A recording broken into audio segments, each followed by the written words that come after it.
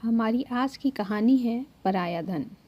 नैना एक पढ़ी लिखी आत्मनिर्भर बनने का सपना देखने वाली लड़की थी। उसकी चाहत थी कि वह खुद के पैरों पर खड़ी हो, कुछ करे, अपनी पहचान बनाए। लेकिन उसके माता पिता परंपरागत सोच वाले थे। वे एक ग्रामीण लेकिन अच्छे और प्रतिष्ठित परिवार से थे। और जब नैना के लिए एक धनी शहर में रहने वाले परिवार से रिश्ता आया तो उन्होंने बिना उसकी सहमति के शादी तय कर दी। नैना के ससुराल वाले बहुत अमीर थे, लेकिन उनका घमंड उनकी दौलत से भी बड़ा था।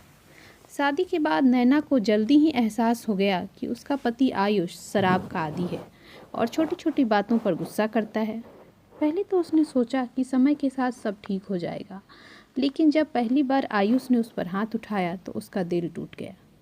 उसने अपने माता पिता को इस बारे में बताने की कोशिश की, लेकिन फिर उसने सोचा कि वह यह सब जानकर बहुत दुखी हो जाएंगे।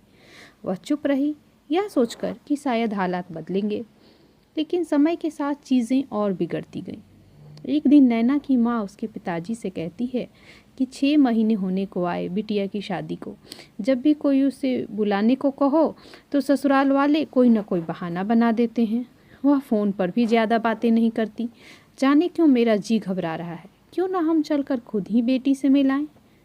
हाँ, उसे देखने का तो मेरा भी बड़ा मन कर रहा है। तुम बिटिया के पास चलने की तैयारी करो, हम 2 दिनों के बाद उसके पास चलते हैं।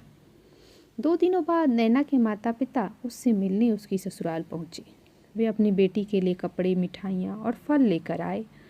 नैना की सास उन लोगों को देखकर, अरे आप लोग अचानक, कोई खबर भी नहीं की, और यह सब क्या ले आए हैं आप लोग? ऐसे कपड़े और मिठाइयाँ तो हमारे नौकर भी नहीं लेते। नैना के माता पिता यह सुनकर असहज हो गए, लेकिन कह भी क्या सकते थे, बेटी की ससुराल जो थी। पर उन्हें असली सदमा तो तब लगा जब उन्होंने अपनी बेटी को देखा। नैना के चेहरे पर उदासी और हाथों पर चोट के निशान थे। उसकी आंखें अंदर से बुझ चुकी थीं। बहुत पूछने पर उसने धीरे धीरे बताया कि आयुष उसे मारता पीटता है। यह सुनकर नैना के पिता का खून खौल उठा। क्या हाल कर दिया है आप लोगों ने मेरी बेटी का। आप लोग केवल नाम के ही बड़े खानदान वाले हैं। नैना की सास ने बात को बदलने की कोशिश की। अरे क्या हुआ है आपकी बेटी को? अच्छी भली तो है, उसके कपड़े गहने तो देखिए, और यह चोट तो इसे सीढ़ियों पर से गिर जाने के कारण लगी है। लेकिन इस बार नैना भी चुप नहीं रही।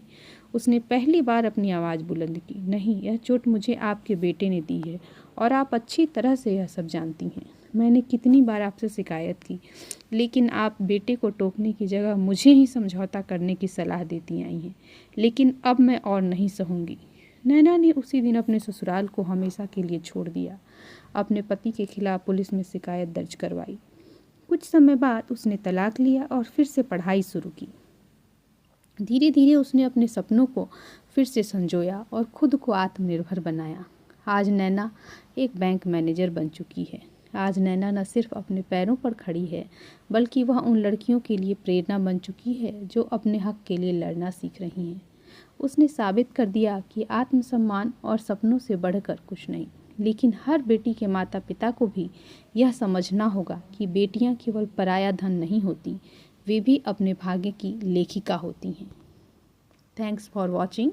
Please like, share and subscribe to our channel.